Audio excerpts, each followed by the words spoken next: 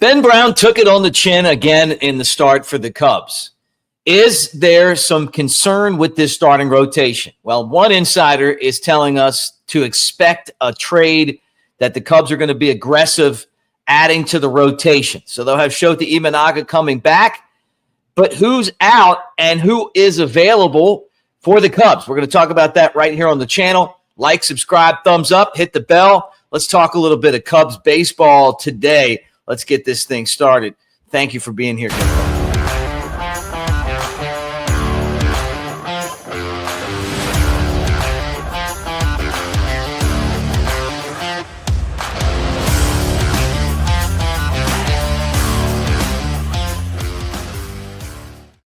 Hey, everybody. Welcome to the Cubs Baseball Channel. I'm Mick Gillespie. Thank you so much for being here and hanging out.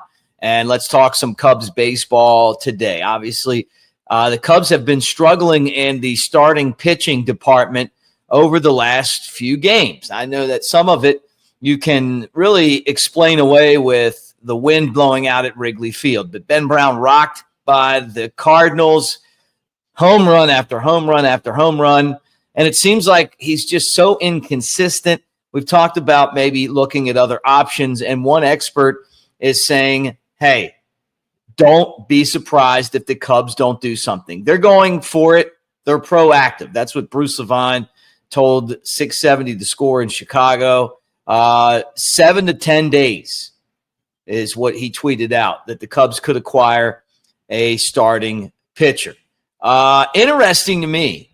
Because, you know, when you look at this, the trade deadline isn't here yet. But obviously the Cubs feel like they need to do something. And after watching the Mariners series and that Cardinals game last night, it doesn't surprise me that they do feel like they need to do something and they need to do it soon. I think that most of their prospects are on the table. And one of the issues that they have is they're just not getting consistent starting from Ben Brown. He's had some really good games this year, and he's had some really awful games, including the one yesterday against the Cardinals where they were launching all those home runs.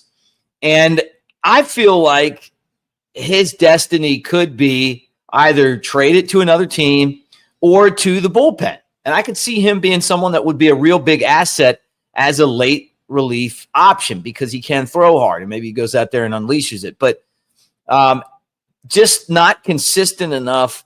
And every time he starts, you're wondering what Ben Brown you're going to get. And when I look at the rotation, there's no way you can take Cade Horton out of this rotation.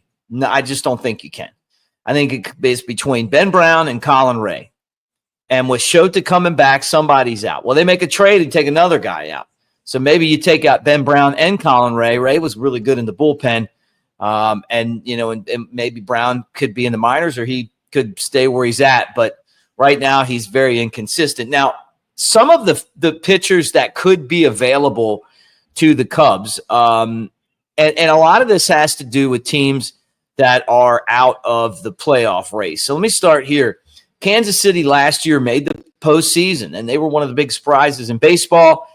Seth Lugo is a very good pitcher. They're not probably going to make the playoffs this year. And this would be a guy who maybe the Cubs are interested in.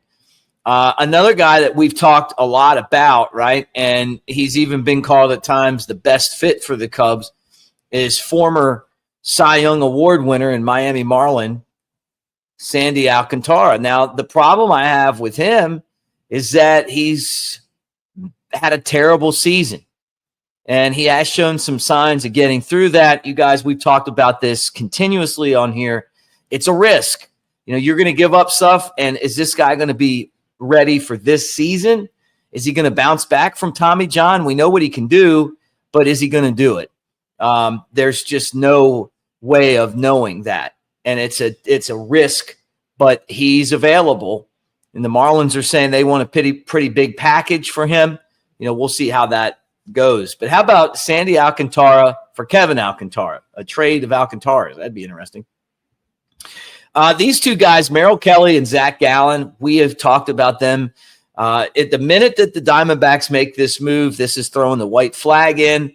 Both of these guys are going to be free agents at the end of the year. Would the Diamondbacks wait until the deadline, or would they be willing to make a move beforehand?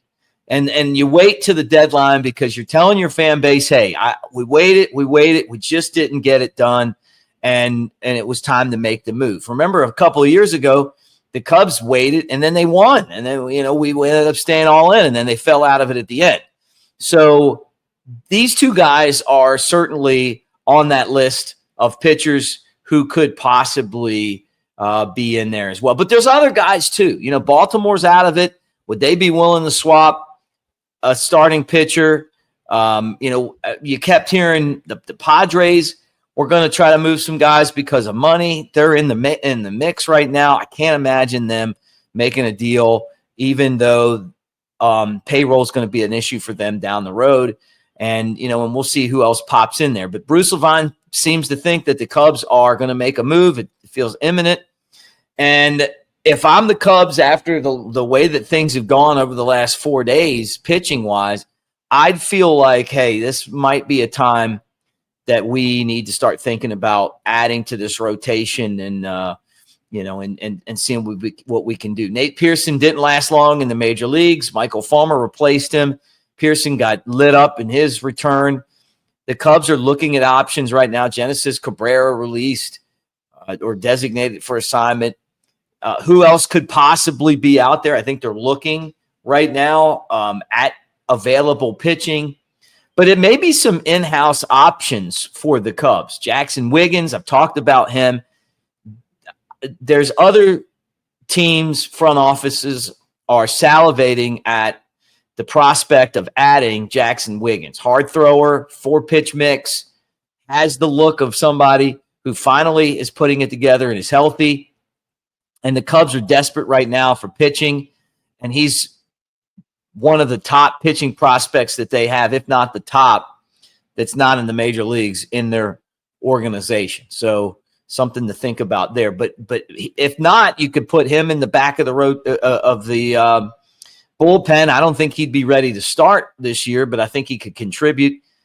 We'll see what happens. But this is a very, very veteran bullpen, some old guys out there. And you wonder, as well as some of these guys have pitched, how long they can keep it going. I mean, what Drew Pomeranz has done so far has been amazing. His steal bar, can he continue what he's done?